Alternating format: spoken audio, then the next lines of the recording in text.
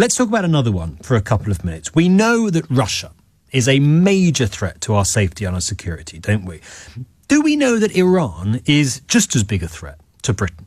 I suspect most of us probably didn't think that, at least before today. And yet that is the reality, according to Parliament's intelligence watchdog. The threat from Iran has increased so much in the last 3 years that it is now on par with that of Russia. There are persistent and unpredictable threats, not just of cyber attacks by Iran on Britain, but of physical ones too. Andrew Levi joins us, former senior British diplomat. Andrew, great to have you with us on the show tonight. People will know, we all know, I think, what the Russian threat is. They've killed our citizens on our own soil. They've invaded another European country. They routinely carry out acts of aggression in the Atlantic and the North Sea and so on. The list goes on. What's the threat that Iran poses? And do you think it's just as great as that as Russia? Hello, Ben. Thank you for having me on the show. I think it's great that you're covering the subject. It hasn't had enough attention. The Parliamentary Intelligence and Security Committee, as you said, published their report today, which in fact stopped taking evidence in August 2023. So even before the 7 October attack on Israel, which has big implications for Iran, as I'm sure we'll discuss in a moment. There is a big threat, and the report sets that out, and it's been growing. I think it's a simplification to say that Iran is a sort of theocratic dictatorship. There's a long history of Iranian suspicion of the West, Iran being affected by imperial powers, Russia and the UK having been two of them, and being suspicious of those countries. But although it's a simplification, it's basically true. The theocratic regime that came in 1979, in principle, has a sort of republican side to it, a normal constitutional arrangement with the president and the parliament and so on.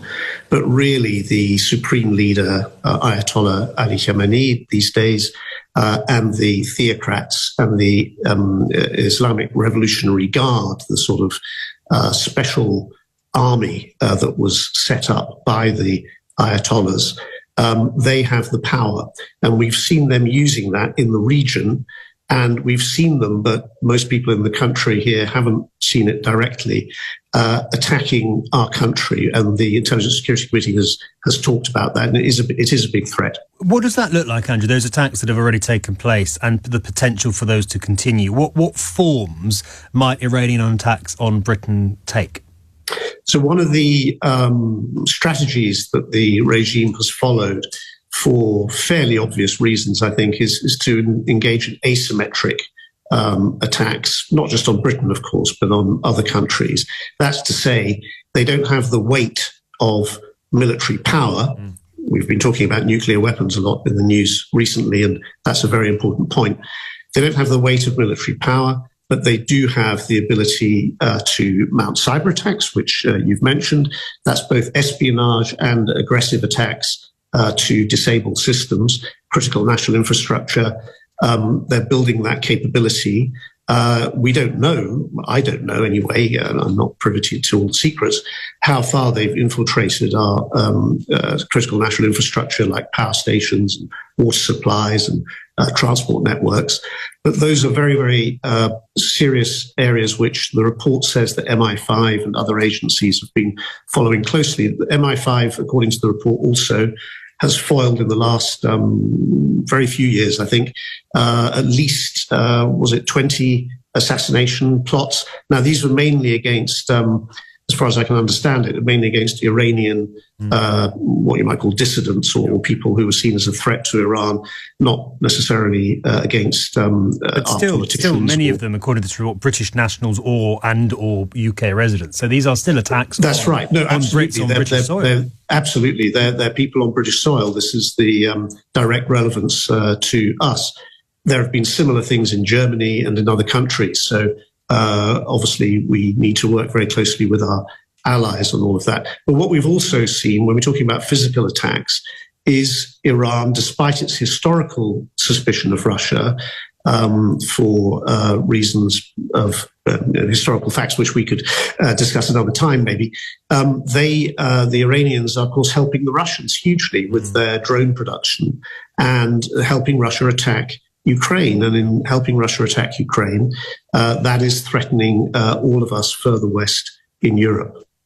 Andrew, just lastly, I must say, as I was reading through that report earlier, I couldn't help remembering that only, about 3 or 4 weeks ago, when Iran was striking Israel and Israel was striking Iran, the phrase "I stand with Iran" was one of the top trends on social media in the UK. We all know the threat Russia poses, don't we? I think that's pretty well understood. And yet it seems in some quarters of this country, there's not just a naivety about Iran, but actively a sympathising with it. How worrying is that, do you think?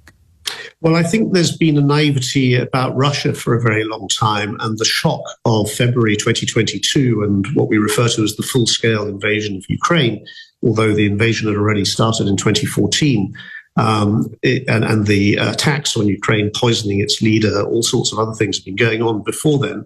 That naivety has somewhat gone away with many people in the country. And I think it's perhaps starting with more people on Iran. That's coming up more in the consciousness. And I think it's a deliberate step, both by the Intelligence and Security Committee and by the Prime Minister, who gets the final say on the work of that committee, to put this out. As I say, it stopped taking evidence in August 2023. It's coming out now in July 2025.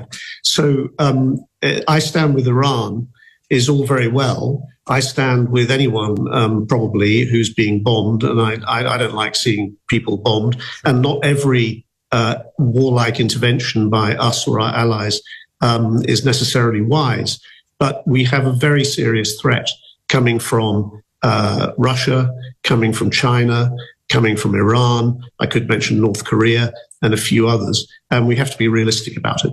Really interesting. Really fascinating stuff. Andrew, thank you so much. Andrew Levy, a former senior British diplomat.